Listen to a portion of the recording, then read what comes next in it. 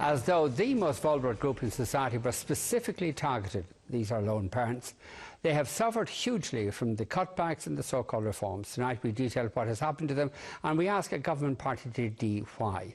With us tonight are Jillian van Turnhout, who is a senator appointed by Enda Kenny to the Senate, Mick Wallace, an independent TD for Wexford, Joanna Tuffy, who is a Labour Party TD, and also John McGuirk, who is with the National Forum. I'm very sorry, John. If you'd like to comment on the programme, you can text it 53131 and place the word tonight before a comment, or send us a tweet attachment, email us at tonight@tv3.ie.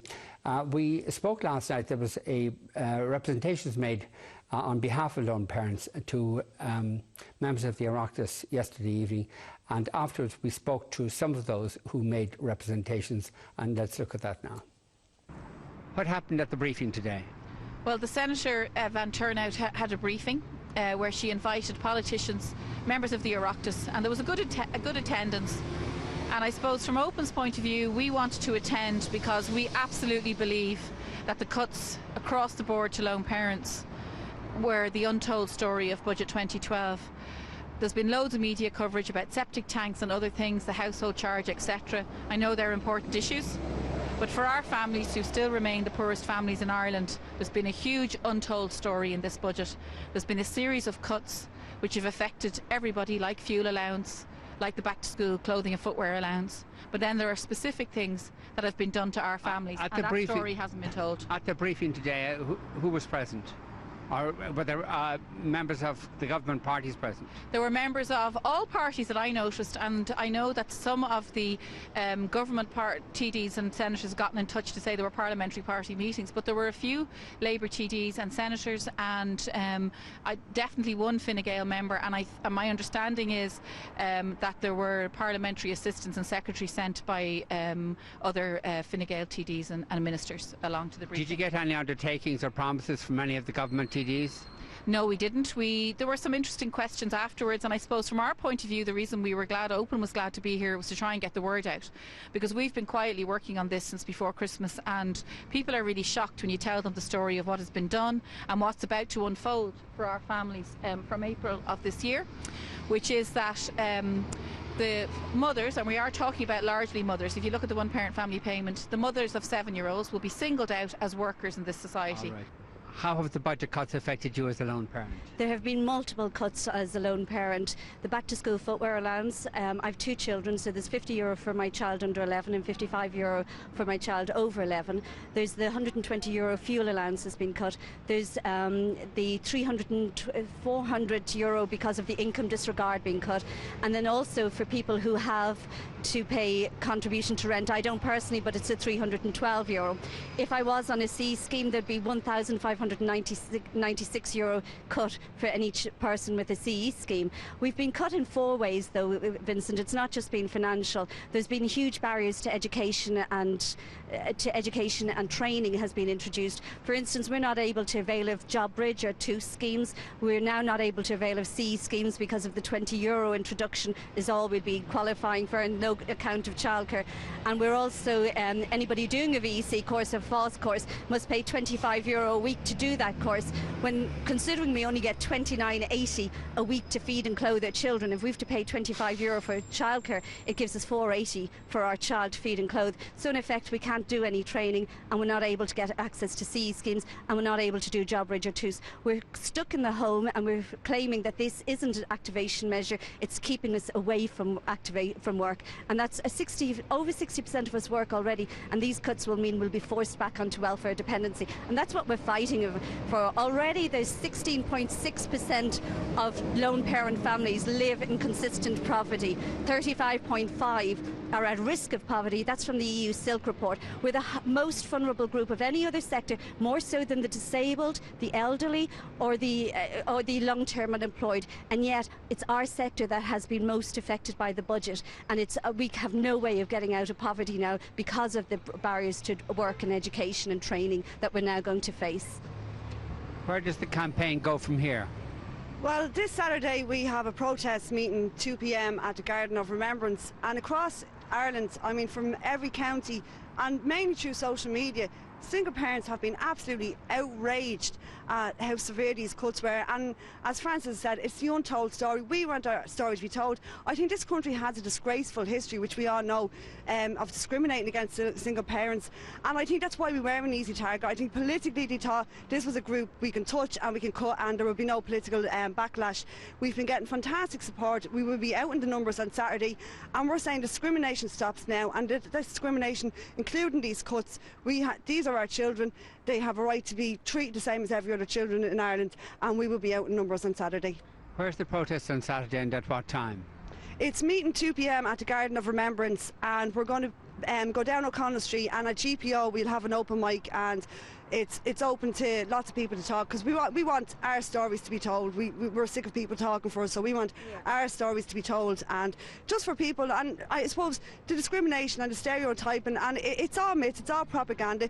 I mean, you've spoke here, and we all know like 65% of the poorest children in this country live in one-parent households, but yet we're portrayed that we had some great lifestyle choice of social welfare. This is not the truth, and we want to break those barriers. We want it to be said out there, and we won't stop till these cuts are reversed. And from Saturday, where does the campaign go? Well, the bill will go through in March, so obviously Saturday's going to be a stepping stone. Obviously we don't want people to come out on the day and to let them walk away. We're going to say to people, get involved in the campaign, get onto sparkcampaign.com, which is our website, get involved, start building in your local area and build with us nationally, and we will be back out here again in March when they try to put that bill through, and we will obviously consider every means possible to stop this bill going through, because it just discriminates against our children.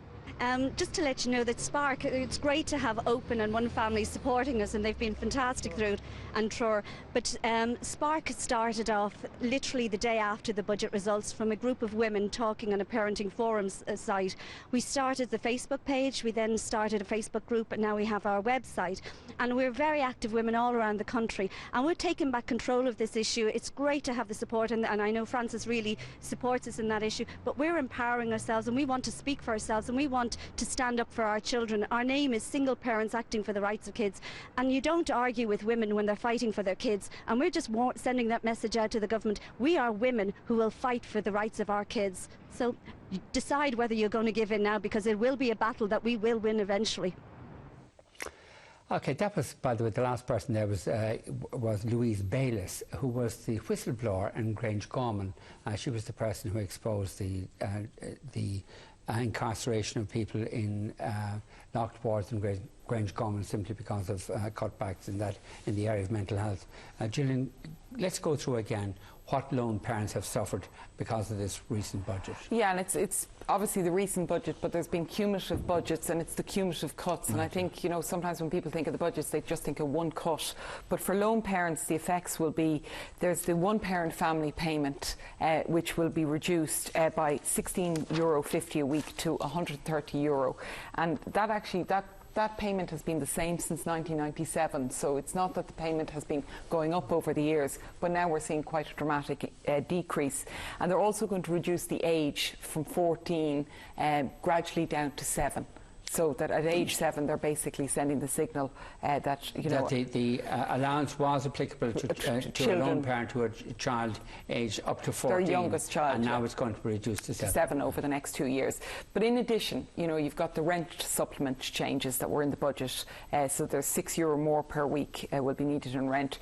You've the reduction in the number of weeks paid for fuel allowance. So that equates to €120 per annum. You've the child benefit cuts.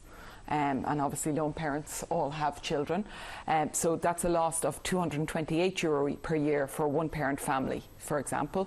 You also have the cuts to schemes like the CE schemes, community employment schemes, and we heard about that yesterday at the briefing, which has a direct effect on lone parents, because very often that's the transition into the workplace.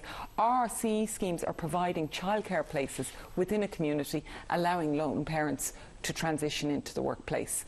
So we brought together the groups yesterday to show the cumulative effects that lone parents are facing. It's not just one budget cut. You were appointed to the Senate by the leader of this government, Andy Kenny. Right. You must be pretty... I assume you're not taking the Fine Gael whip in the Senate? No, I'm independent, and I think I've shown my independence over the past few months. Did you have any reservations about taking a nomination to the Senate by Andy Kenny? You must have known Fine Gael would do this kind of thing in government. No, when the Taoiseach contacted me to appoint me to a Senate, he contacted me because of my work on children's rights. He asked me to be an independent. He in fact encouraged me to continue to be who I am, that I was being appointed because of the role that I had taken on children's rights in Ireland, and he asked me to use my voice and to continue what I do in the Senate. So I am doing as the Taoiseach has asked me to do, so I don't feel any conflict. Joanna, we don't need to be told that the country is in a terrible mess and we're in hock, that we've got to adjust our budget because that's the way it is and all that. But do you think that that's what the Labour Party was founded to do, and that's the raison d'etre of the Labour Party, to inflict the most vulnerable group in society with these measures? Well, I think, the Labour Party is in government now, and what it has to do, like it's part of a coalition government, what it has to do is try and bring about as much fairness as possible.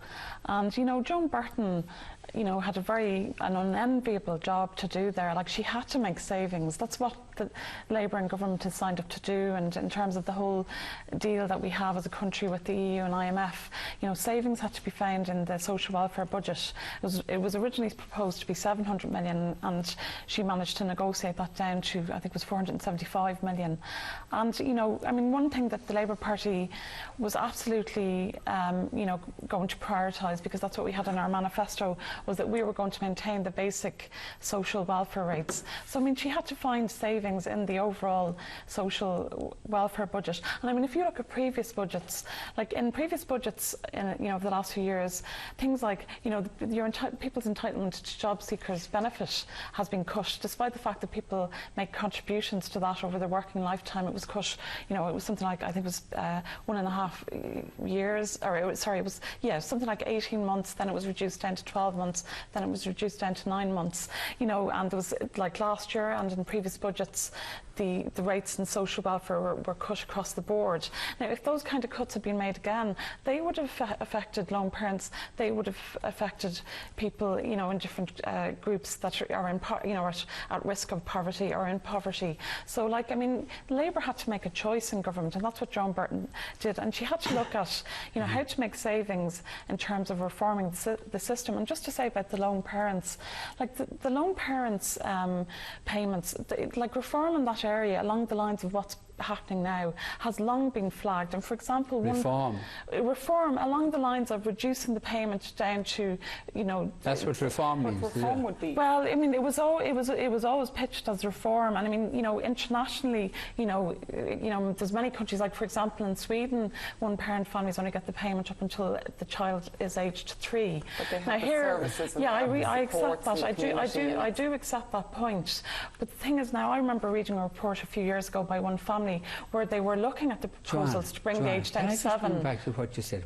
You said the point of the Labour Party being in government was to try to bring about as much fairness as possible. Yeah. Now, tell me the fairness that these cuts achieve for people on lone parents and their children. Well, do you think that's bringing about as much fairness as possible? Well, I think they bring about fairness for those people if we help getting our economy back on track. Like we all have a vested interest in that. Do you think that this measure is bringing about as much fairness as possible for lone parents? I think it was, in terms of the things that Joan Burton had to choose between doing, I think she had to, she did the right thing in terms of protecting the basic social welfare rates. Doing this is doing the right thing. Yes, from everybody. Affecting the most vulnerable group in society. It's doing the right thing. Yeah. Do you think that? Do you? Well, the people, the lone parents, that 16.6% of them are in consistent poverty, and nearly 36% of them, over a third, are at risk of poverty. There are different ways of tackling poverty, and the thing about this, what is happening here is many of the changes are phased. They're going to take place over a number of years. For example, the income disregard that one of the people spoke about there. That's going to be phased. The reduction in that is going to be phased over 5 years. The changes to the one family payment is going to be phased over a number of years. Some of the changes only affect new applicants. Like, for example, are you going to vote in the lobbies in favour of all this? You've already done so. Well, yeah, it's been part of the budget. And you'll vote for this. Did you think that you were elected to do this kind of thing? Well, I think we were elected to try and do our best, number one, to get the economy back on track, and number two, insofar as possible. And Frankfurt's wearing all that, wearing all that stuff. Vincent, you have to realise, like, nobody wants to do these type of things where things are cut for people. Do you think you would have been elected to the Dáil if you said, oh, by the way, in the first budget that the new government will introduce, and I'll support it, by the way, we'll do this to lone parents. Do you think you would have been elected? I think people accept that, there has to be savings made. I know, but do you think you would have been elected if you said, if you owned up and said, this is what we're going to do to the most vulnerable group in society, we're going to devastate their lives even further? Well, do you think you'd have been elected? Well, I think if we get the economy back on track, and if we, I do accept the point that's made by groups like One Family and the group Sparks that, have made submissions on this as well, that, there's other supports. Like, those groups accept there needs to be reform to the One Family payment, that, scheme that's there at present. Like, that's long been flagged, and I think most groups accept that. What they're saying is there isn't enough other supports there. I think that's a reasonable point they're making. Are you a bit ashamed by all this? No, I'm not ashamed. You're not ashamed? No, I'm not. I don't, like, Vincent, nobody likes what's happening now. Nobody likes the state of the country we're in. And the tough, and the people who are most affected, the people who feel the most pain, are those who will have to make these decisions. We know all this, and how terrible it is for the Cabinet to inflict these cuts, and we should have a poor box for them. Vincent, you see, the thing about it is, for example, if you take the double payments to people on community employment schemes, most people I talked to out in communities felt that those payments were unsustainable in the medium and the long term, and that they would have to be, terminated. The changes only affect new applicants to seed schemes. I mean, you had some people on those double payments who were getting paid more than the supervisor that was supervising them on the scheme. That's the reality of it. So there have to be changes made there. Okay, quite frank, I'm ashamed of this, but look, we're in government with Fine Gael, and this is the kind of people Fine Gael are, and if we weren't in government it would be worse, and it's pretty awful, and I am ashamed, but it'd probably be worse if we weren't there. Is that your position? No, my position... I'm trying to I'll let you off the hook, because you're a decent person. You don't believe Vincent, you don't stuff. need to put words in my mouth. Like, I'm not ashamed. I'm not happy that these things have to be done. I'm not happy that the social welfare budget has to be cut. But that's the reality of it. And Labour is in government, and there are compromises that have to be made, and we are in government with a much bigger party than us, and we have to go in and we have to fight our corner. And I actually believe that John Burton did try and fight the corner of people who are in social protection, and she's been in that ministry before, and she did an awful lot of things that benefited lone parents at the time. Mick Wallace, what do you make of this? No, I find it a bit incredible, really. I mean, first of all, the scheme was invented, brought in 97 in order to get more women into the workplace, get single parents, female single parents into the workplace, and it worked. And up to this point, they actually have single parents in Ireland. 60% of them are actually in work. 20% of them are in training. So in actual fact, lone parents. The system has actually worked. It has, right? But what they're doing now is they are making it impossible for them to be able to carry on doing the work, and they're driving them into poverty. It will not be possible, doing away with the payment, it will not be possible for them to stay in work. Because the area that child poverty has increased in is for lone parents. We've seen the increases. So if the system was working, how come poverty was not? No, I'm not saying nobody. Listen, hold on. If it was working, why were lone parents getting poorer then? If the system as it was working, why were things getting worse for them? And I think all the advocacy organisations have openly said they're all open. There was poverty traps in the system as it stood. There was poverty traps in the system as it stood. Your argument seems to suggest that they weren't getting poor enough. No, my argument is that there was poverty traps in the system as it stood. And now we're going to have a chasm, not a trap, a chasm. No, but what we have to do is we have to provide opportunities for people who are lone parents in terms of working and helping them. But they're doing away with their opportunity to work. Vincent, listen, the budget has so few hallmarks of Labour stamped on it. This is a fine Gael budget. Listen, we had a meeting with the Troika. I was one of the representatives from the technical group, and we asked the question, were the Troika specific about where the cuts were made in the budget? Right, there was 3.8 billion to be saved somewhere on the line, and they said they were adamant that no, they weren't. Right, and I mean, it is ridiculous and pathetic that the most vulnerable of all in Ireland today are the ones who have been hit the most in the budget. There was other ways of raising the money. What ways? Well, for a start, given that there was, if we had introduced a 55% band of tax for monies earned over 100,000, it would have brought in 700 million alone, a separate band, right, for monies earned over 100,000. That Joan is saying that the welfare cuts now are under 500 million.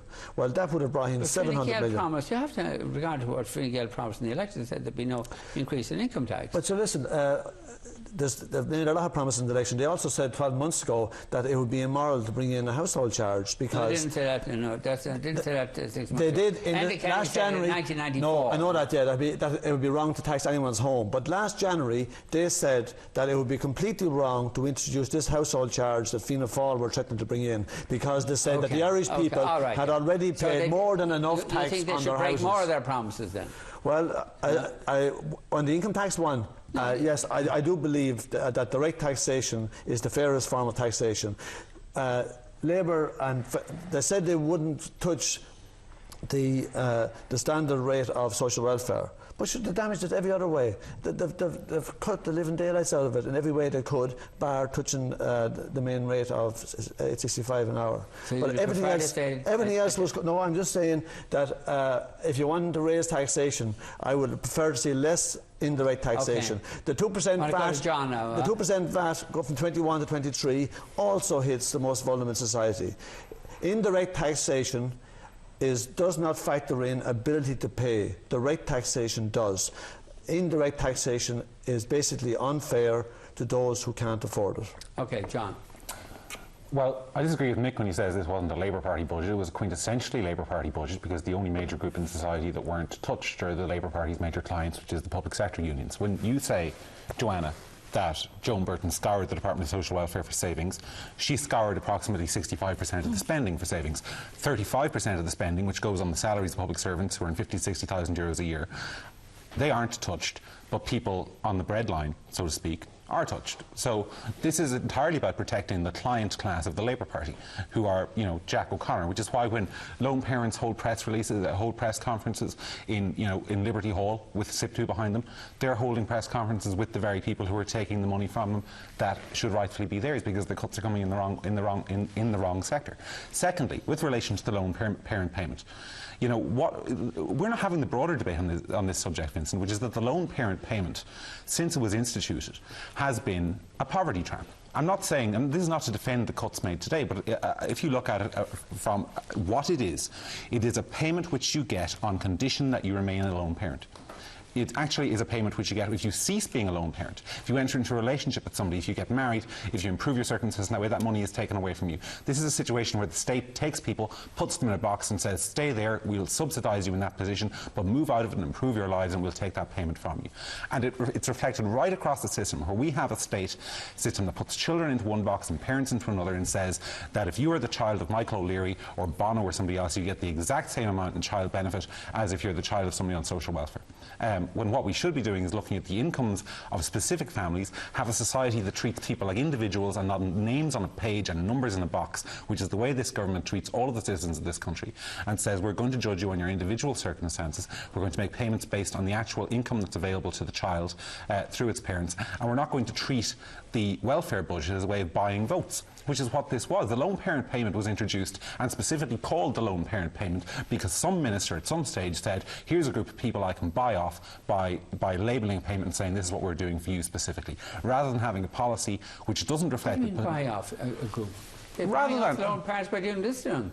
the children of lone parents are just as valuable as the children of other of people who have two parents, and vice versa. We shouldn't be making a difference in children. What we should be saying, Vincent, is that the policy should be centred around the child rather than the circumstances of the parent. And what we should be saying is that children who are in an income threshold at this level should get a certain payment, and income threshold at a different level should get a certain payment through the child benefit system, rather than throwing money at groups of people based on arbitrary lines the civil servants and the Department of Social Welfare draw, which is what we've been doing, and it's been putting people in a poverty trap. And now we have this situation where the phrase throwing money is always used in connection with giving money to the poor sections of society. No, Vincent. That's the whole way it's done. For instance, it was never used. Nobody ever complained about throwing money at the roads, which was, we spent billions over budget on the road. You're absolutely right. Nobody ever talked about throwing money at the road. Nobody talks about throwing money on the tax breaks. Nobody ever talks about that at all. The use of the phrase throwing money is always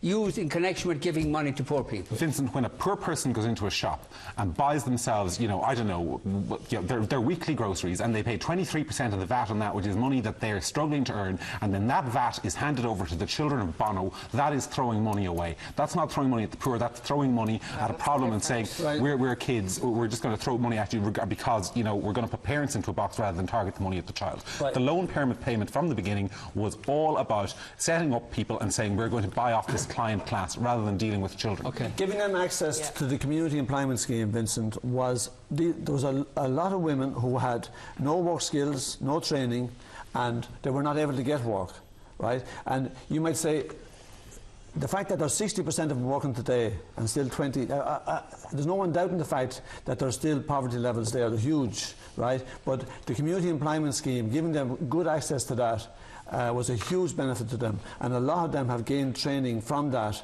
and moved on and moved into the workplace. And the notion of getting into the workplace has a huge social dividend as well. But this has been hammered now as well. But I mean, even aside from single parents, there's people in communities all over Ireland going to suffer dramatically because of the cuts to the community employment scheme. There is no financial gain for the state coming from the cuts. It just doesn't make sense, and they're going to drive a whole lot of people out of work situations. There's going to be a social price to pay. Jane. The reality is the organisations that were in with us yesterday, Open, One Family, Tror, Spark, all said yes for reform, and they were open for reform, but it's the way in which this was done. 7 is far too young. 7 is too young. But it's not new. It's not new that age has been proposed. It is totally new. 5 or 6 years ago that this was totally first yes, but we still haven't put the things in place with the organisations that would make it possible. You're talking women to transition back into the workplace. Where are these jobs? Where are the jobs at the moment that these women are supposed to be transitioning into because the payments are going to be cut?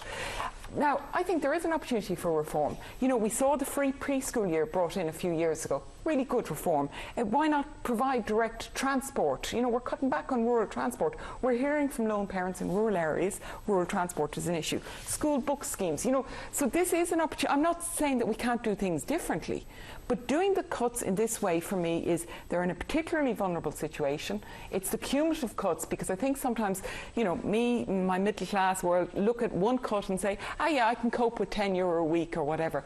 But it's the impact of that cumulative as you package up with those cuts. And if you're feeling down, it's just, for me, wrong. Joanna, what about the point made by John McGuirk there, that if child benefit were restricted to families that needed child benefit rather than given as universal payment? Nobody has to take child benefit. Just let me make the question.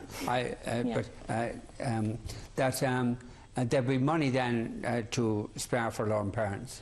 You see, the thing about it is there's a lot of research which says that the best way to help children is to give a direct universal payment to children, along the lines of child benefit. Why does Bono need? I don't like to personalise it, but the way to get someone who's wealthy is to tax them on their income and their wealth.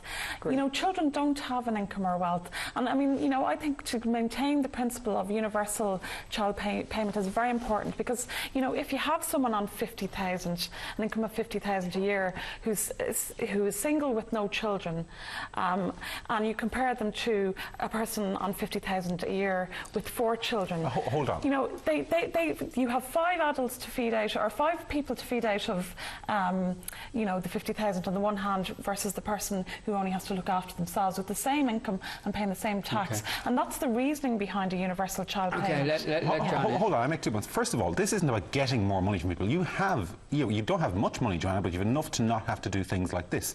First of all, you've just given 2 of your junior ministers a €17,000 pay rise, and you're just giving the public sector in the first couple of months of this year an incremental pay rise, which they don't need and single parents do. Secondly, many of them are single parents. Many public servants are on low salaries, and many of them are lone parents. Yeah, they're on significantly higher salaries than the people who are on this payment and who you're hurting with this move. Well, many of them are on this payment and are public servants. That is not in dispute. The salaries in the public it's not in dispute.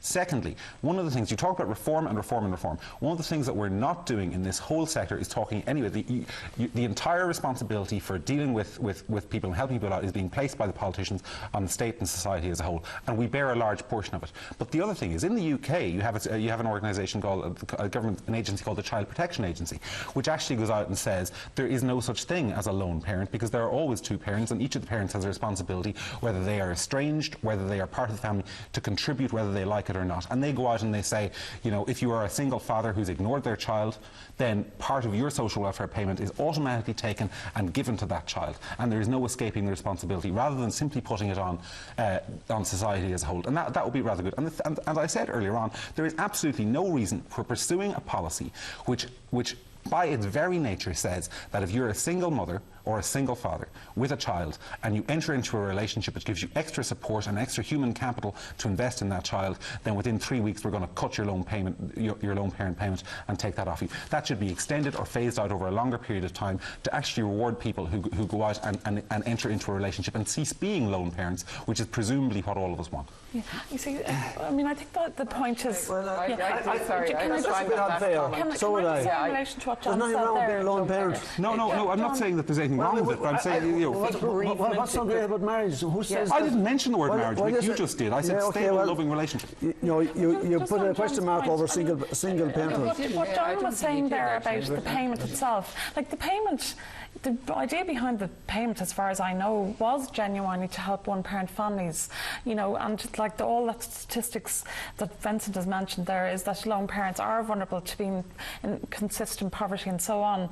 But the problem is, like, the system as it stands, you know, needs reform, and it hasn't just been, you know, political that it's been decided that the system should be reformed. You know, like many reports have come up with this. Do you think international best practice is very different? Do you think there's something insidious about 17,000 anonymous tip-offs being made to the Department of Social Welfare about social welfare fraud in that sort? What is the mentality of people who are ringing up the Department of Welfare of Social Welfare and making complaints about this? There was something perverse about it, and more specifically, 4,500 almost rang up about cohabitation. Now, think of the mindset of somebody looking, seeing say a woman lone parent, and said she's got some fella staying with her now and again, and they ring up the Department of Social Welfare to have a welfare cut. Or maybe some of the reports were about people working in and Joan Burton made a big thing, called a press conference today, and made a big thing about that sort of stuff. This is stigmatising people on social welfare. There's something really grotesque about it, isn't there? I mean, I would take your point on that, Vincent. At the same time, you agree with me? There's something grotesque about what was done, the stigmatisation of people. No, I think someone who rings up and reports, like, you know, Vincent, like many of those people think they're doing the right thing. They feel that it's wrong that somebody would work in the black economy and at the same time be getting social welfare, or that people would be, imagine, you know, giving false information about their circumstances. Ringing up and saying, by the way, this woman who's getting loan parents support, she's shacking up with some fella, and better know about Vincent, it. At my clinics, which are mainly people who are poor and people who are in trouble, they come along to me and they complain about people that they know who are working in the black economy. What do you feel about your minister that makes a big thing and claims credit for this kind of stuff today? Well, I mean, the thing that what do you think about it? Well, the main report. Well, I think. Do you feel ashamed about to be associated with that kind of carry-on? No. I think you don't feel ashamed ashamed about anything. Well, Vincent, if you let me answer you on it, like I think, but the main heading actually was that there were controlled savings. Most of the money saved, and it's a notional saving, you know, in years to come, is actually to do with things like overpayments and mistakes. Some of it, a certain percentage of it is but what was done today was the stigmatising of people in social welfare, conveying that a large proportion of these people are engaged in fraud. And you know the percentage of people engaged, even accepting these ridiculous claims made today by Joan Barton, 1%. Can I just think of the number of people. What percentage of people who pay income tax are engaged in fraud? 1%? Nobody in the country believes that. No, I do agree with that point that you make, Vincent. I mean, I think there is an element where, you know, in the climate we're in, there's a big possibility that resentment about people on social welfare, about people or not, is going to fester, and people do need to have confidence. It certainly will if the government and the minister in your party was whipping up stigma and antagonism against social welfare. That's what the headline figures do. I don't believe that's her intention. I believe it doesn't matter. That's what she did. The very fact, Vincent, that most of the money is actually in the service charge, right? In actual fact, they've used the headline figures to stigmatise the whole social welfare section. I mean, it's just, and of the 17,000 that rang up complaining, 2/3 of them were found to be bogus, they weren't sustainable. So actually only a third of them are actually, I'll give you an idea of what's going on, but the very fact that the minister has actually used it to actually blacken their name, the people that have no choice at the moment, only accept welfares of types. By the way, I should say that we invited Joan Burton on the programme this evening, but she declined our invitation. We've invited her on, I don't know how many times since she became a minister. She's never accepted our invitation. She was on the programme quite a bit before she became a minister. Some people may remember some of her contributions during that time. I remember canvassing outside a post office during the election, I think it was in 2007. And that week, you know, there was an increase in people's, you know, social welfare payments, you know, where people were literally there was money thrown at people in relation to social welfare when an election came up, and suddenly there was, you know, extra payments and things like that. There you go again. No, my point is, you know, Labour is for a social welfare system that looks after people. Oh, but really? I mean, but there is an issue about you do want a system where there isn't, you know, waste or mistakes or fraud or all of those things. So the exercise is a legitimate one. I do accept your point, though, that how you portray it can stigmatise people. And do you think what was done today was use that word shame again? Do you think what was done today was shameful? No, because I don't think that was the intention. Well, it might be the intention. Do you think what was done was shameful? No, I don't, Vincent. I think that's okay. Stigmatising social welfare recipients is okay. You see, I think there's a fine line between giving people confidence in the system and trying to, you know, reassure people who are maybe resenting, maybe sometimes mistakenly, stuff that goes on in social welfare. We've got to go to the paper. I'm sorry. The difference is, Vincent, if this was about cracking down on social welfare fraud, Joan Burton would have released the number of people who are actually found to be fraudulently claiming. She released the number of complaints because it was a bigger number, because in the mind's eye of the public, it's like, oh, we're doing harder. They leaked it to the Irish Times yesterday to get a headline. That's where the key cynicism is. I disagree. I don't think there's any problem with somebody who is working on one side of the street with their neighbour on the other side of the street, and they genuinely perceive this person is defrauding the system. I don't think there's a problem making a complaint. I do have an issue with the department releasing a number which is as meaningless as the number of people who phone up, rather than actually the number of people who are found to be committing the problem, because it inflates this idea that there is a problem. There is a matter of public interest that this type of work goes on, though. There is that side. It's a matter of public interest, and it is a matter of public interest. There are 17,000 pretty mean people I don't think making these bloody complaints about the poorest in our society. No, these are ordinary people, and many of them are in poverty themselves, and some of these people see people working in the black economy. Some of these people see, I know it's the minority of people who are working fraud, but there are people out there who do in England in 2010 in Britain, right, they did an investigation into welfare fraud, and they reckoned that welfare fraud in Britain amounted to between 1.5 billion and 2 billion, and they'd done the same investigation into tax evasion by large financial corporations and companies, and it was estimated at 80 billion. Yeah, well, obviously those things need to be just before we go to a break, and then we'll get to the newspapers after the break, and we'll deal with some more of your texts and tweets. But before we go, several people are asking about the fathers, the point that John McGuirk made, that if the fathers were forced to contribute to the children of in lone parent families, then the thing wouldn't be as bad as it is. Somebody else says, ask the TD not to cut the vulnerable but eliminate all the outrageous allowances tomorrow, cut politicians and high public service pensions. Somebody else says, not all these parents are lone parents. What about the parents living with their partners and not declaring it? Here we go again. Just watch who's checking up with whom, and we will really achieve a much better society if we engage in that kind of prurience. Somebody else, does the panel condone lone parents claiming OPF? What's OPF? What's that? One parent family benefit and cohabiting. Here we go again. Why not change the law and insist on fathers' names and PPS numbers being put on birth certs and force them to pay a responsibility for their children? In Austria, actually, the state do that. And somebody else says, typically, somebody else says it's a lifestyle choice to be a lone parent. Oh, John is off the break. Michael Noonan might agree.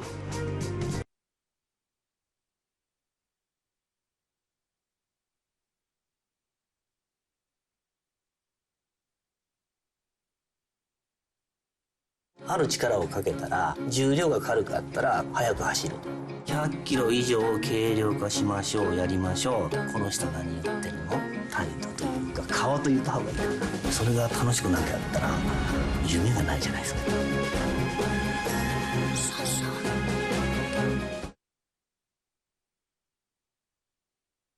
Chew new Wrigley's Extra Ice White to help remove food and drink stains and help maintain your teeth's natural whiteness. Eat, drink, chew. Extra.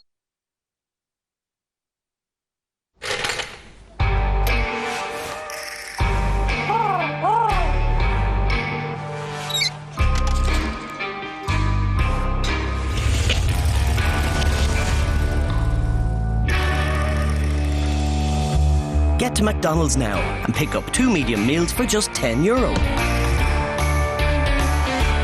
The perfect deal for 2.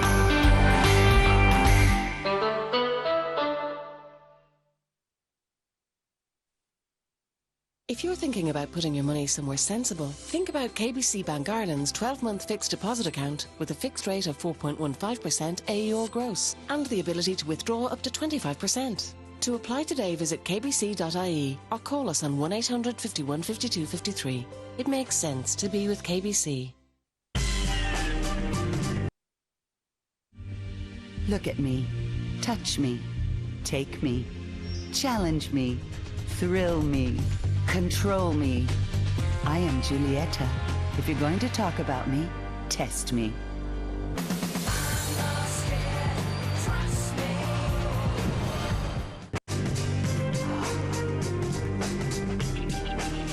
Let's go to the front page of tomorrow morning's newspapers, and we start with our the in-house paper of our times, the Financial Times. Athens faces tough controls on use of aid. EU leaders draw up 24 actions for Greece. Deal includes escrow account and monitors. In the Irish Examiner, Kenny, we can lead Europe out of doldrums. Hopes to reassert Irish role in global affairs during EU presidency. Ireland will have the presidency of the EU in 2013. Does that give us an opportunity to get back at the EU, I wonder?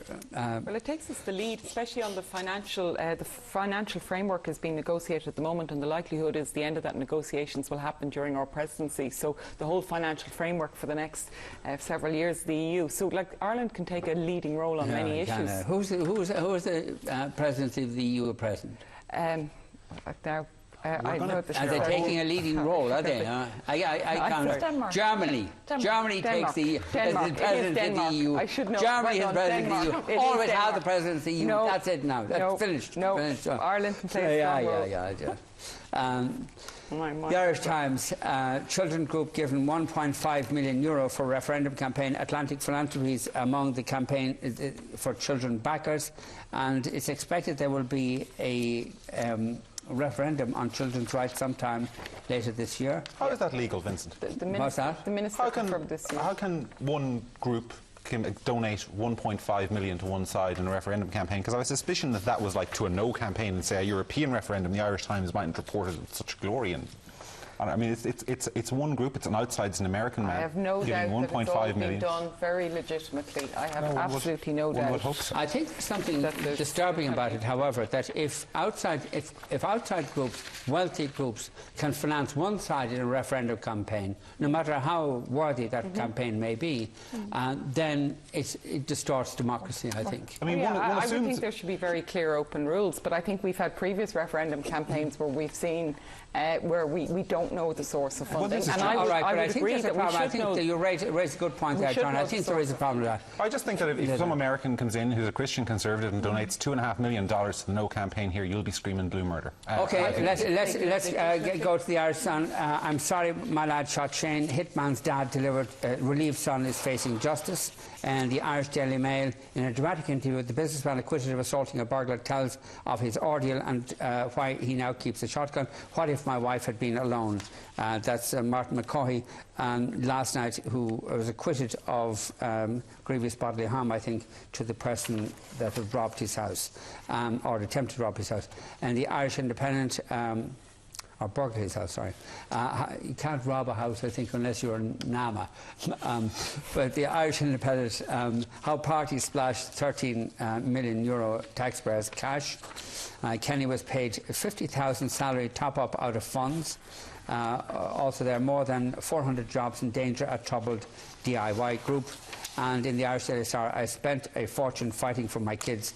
My painful battle with Kerry, and also their bashed burglar, I got a raw deal. I think that the point you make about...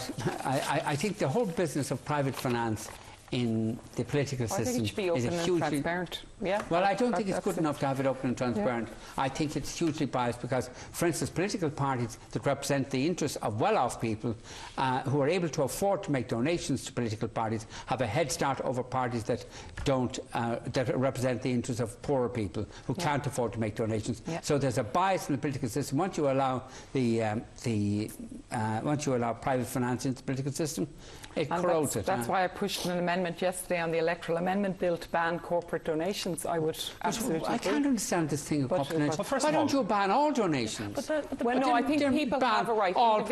Individuals have a right. And people have a right to bias the political system if they're rich. No, as individuals. I'm sorry, we've got to go. That's it for now. For more tonight's program, log on to TV3.ie. The weather's next from us tonight. Good night.